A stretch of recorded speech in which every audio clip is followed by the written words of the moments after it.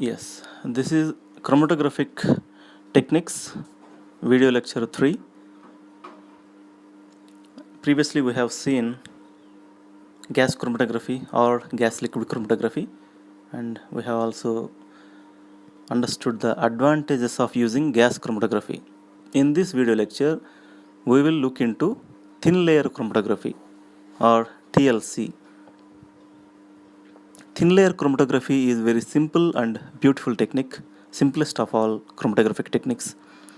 You can find thin layer chromatographic technique in regular usage in chemistry labs, especially organic chemistry lab. So again, this thin layer chromatography is a chromatographic technique that is used to separate different components in a mixture. So why thin layer chromatography is used very regularly in organic chemistry labs? It is used because through this we can monitor the progress of a reaction, especially in organic chemistry labs. To prepare a molecule end product, you might need to do several reactions. You might need to perform several reactions and several steps. For example, to prepare a simple drug like chloroquine that we have been listening to previously, recently, right? Hydroxychloroquine, malarial drug. So to prepare some drugs like this, it requires several steps of progression to achieve the end product. For example, with simple molecules, the reactions might start, and with that, we can build much higher complex molecules and like alkaloids, terpenoids, all those things, and several other drug candidates. So, to check progress of whether we are doing it correctly or not, or whether we are getting the intermediate products before obtaining the end product, whether we are getting the intermediate products in the organic reactions, whether we are getting those products correctly or not, we can check using thin layer chromatography. Again, it's an identification technique, right? We use chromatographic techniques to first identify the molecules in a mixture, and likewise in the previous case GCMS, we can use gas chromatography to identify the molecules and mass spectrometry, which is MS, to quantitatively determine how much amount is there. Or through the area under the curve in the GC itself, we can determine the quantitative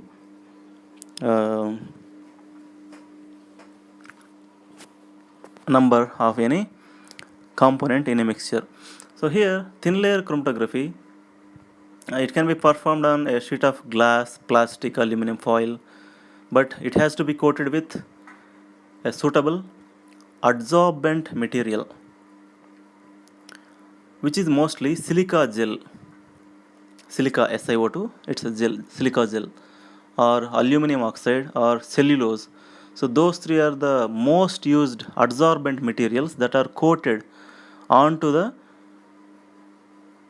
thin sheets of glass, plastic, or aluminum foil, which act as thin layer chromatographic plate. So it's called TLC plate, which you can see in this diagram. The white plate kept on the beaker is called TLC plate, thin layer chromatographic plate. The components that are contained in the thin layer chromatographic plate, from now on it is TLC plate, okay? So what are the components that are contained in the TLC plate? The TLC plate contains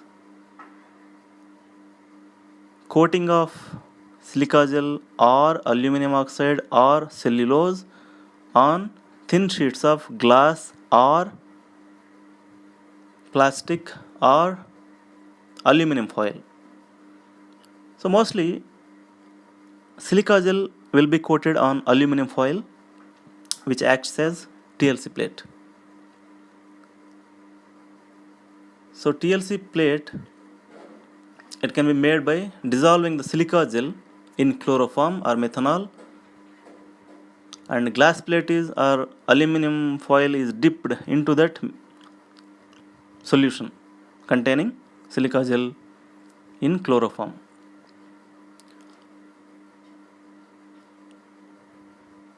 So a mixture containing different components or a mixture containing different molecules can be put on the TLC plate, and that mixture is our sample, and that mixture contains several components.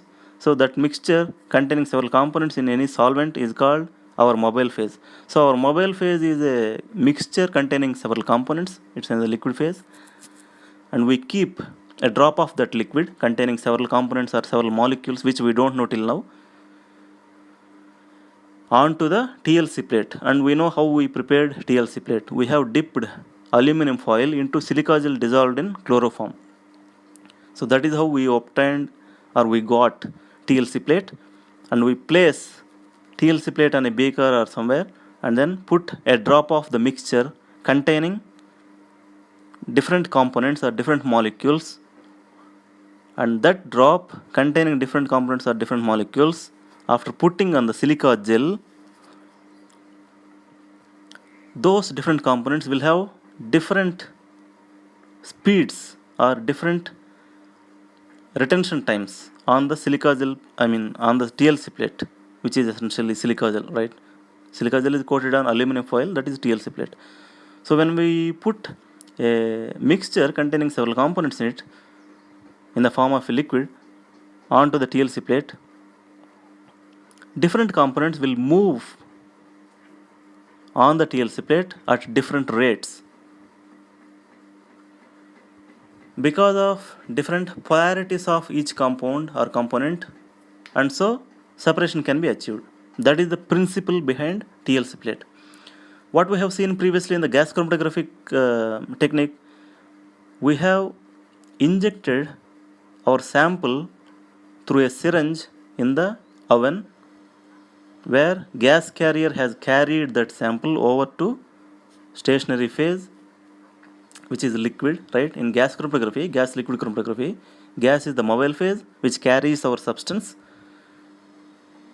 containing different components, different molecules, and liquid in the coil is the stationary phase. So gas carries those components or those molecules over to the over the liquid, and that is how separation can be obtained. For example, if a component is more attracted towards the liquid in the gas chromatography or gas liquid chromatography, that will travel very slowly because it is more attracted to the liquid which is stationary phase. So in a similar way, here also the mixture containing different components or different compounds or different molecules will travel at different rates on the silica gel coated aluminum plate. You can comprehend this situation based on the diagram given here.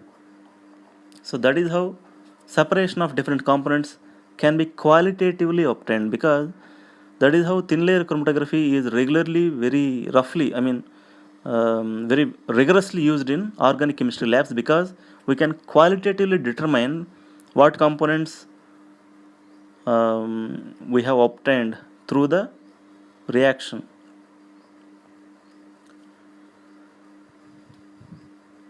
So this is again a repetition of whatever I have told you, but remember that TLC is a rigorously used technique in organic chemistry labs to separate and analyze different components at different steps in a big reaction. To prepare one particular end product, it may need 36 steps or even 18 steps, 23 steps, something like that. So several steps may be required to prepare complex molecules, and to check every step whether in the process of preparing the end product whether we have obtained the intermediate products or not, we can qualitatively identify through thin layer chromatography. And the mobile phase in thin layer chromatography is the liquid solvent or mixture of solvents containing components.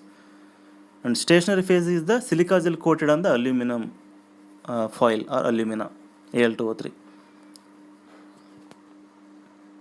So different components will move up the silica gel differently because they have, some component might have more attraction towards silica gel, some component might have less attraction towards silica gel, right? So that's how different components will move up the silica gel differently. So this is a cartoonistic representation of how different components in a mixture move up the silica gel coated aluminum foil differently. For example, we have this green dot is the mixture containing several components, yellow and blue components, let us say. When it is placed on the silica gel, a drop is placed on the silica gel and dipped into a solvent contained in the beaker. This sea blue color is the solvent that is moving up, so it will carry different substances and it will move up on the silica gel. So when it moves up, blue is traveling very slowly and to very less distance, but the yellow dot has moved up very fastly and to more distance. So that is how we can qualitatively understand and determine what components are there in the mixture. We will study what is RF in the next slide. So RF is the distance traveled by compound over distance traveled by solvent. We know that we have different compounds in the solvent. So solvent is like baseline, it's a reference. If you place a drop of solvent and dip into place a drop of solvent on the silica gel coated aluminum foil and dip that foil into a beaker containing suitable liquid, this solvent will move slowly and will move to a certain distance on the silica gel. So that is the distance traveled by solvent, pure solvent. And the distance traveled by the compound is the distance traveled by the compound dissolved in the same solvent, right? Because then only we can obtain the difference between compound and the solvent. So let us say we have solvent chloroform, okay? We have dissolved a molecule in chloroform,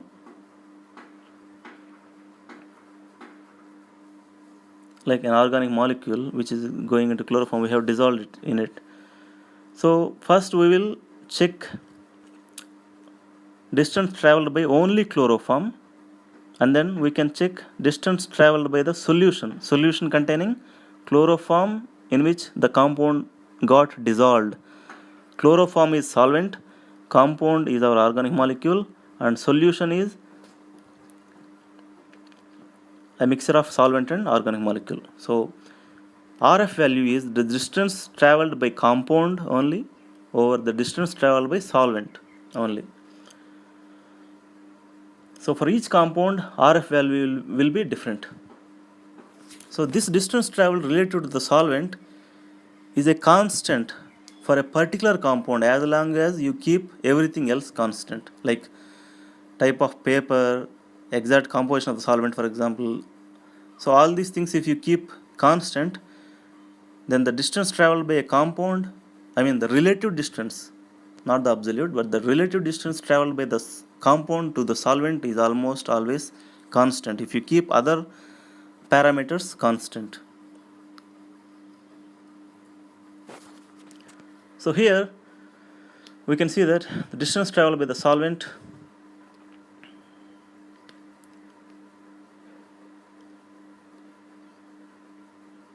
and distance traveled by various dyes. Red dot is one type of dye, blue dot is one type of dye, and sea blue dot is another type of dye.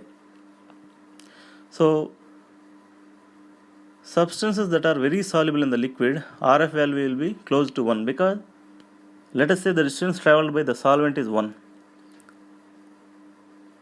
And if the compound is also very much soluble in the solvent, then the solution also will behave like solvent only, because the compound is very much soluble in the solvent. That means distance traveled by the pure solvent will be almost equal to distance traveled by the solution.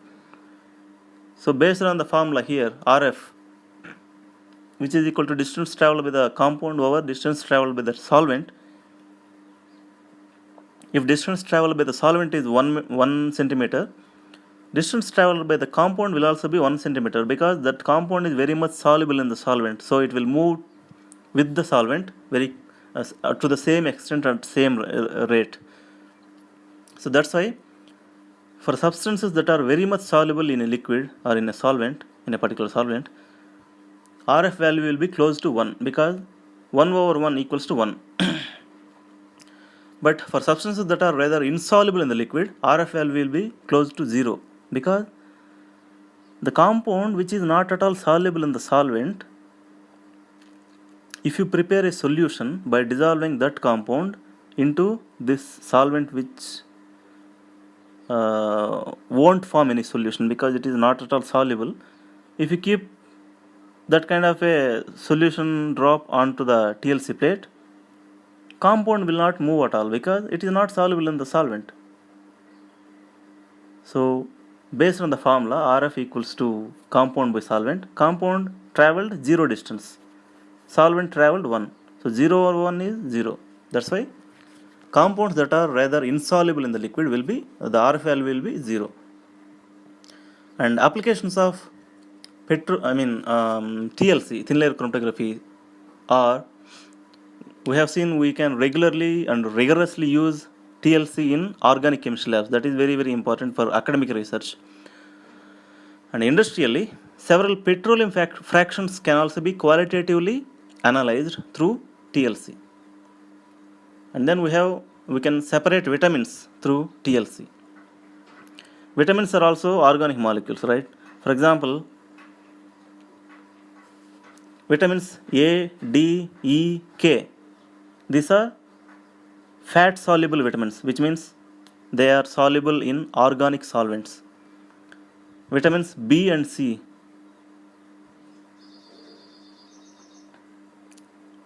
vitamin C, ascorbic acid, and vitamin B.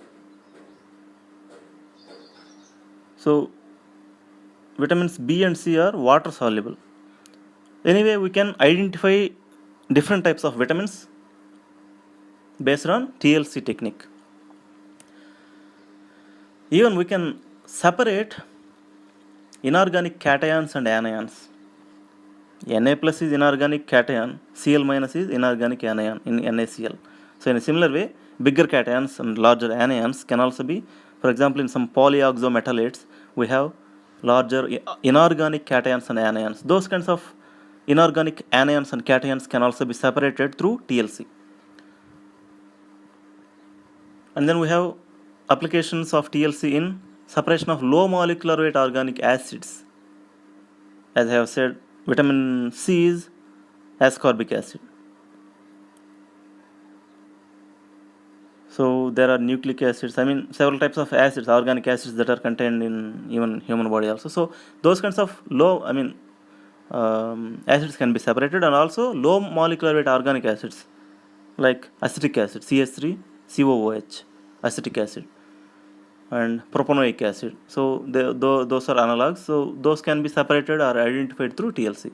And we can even analyze serum containing these molecules, serum, and we can analyze drugs.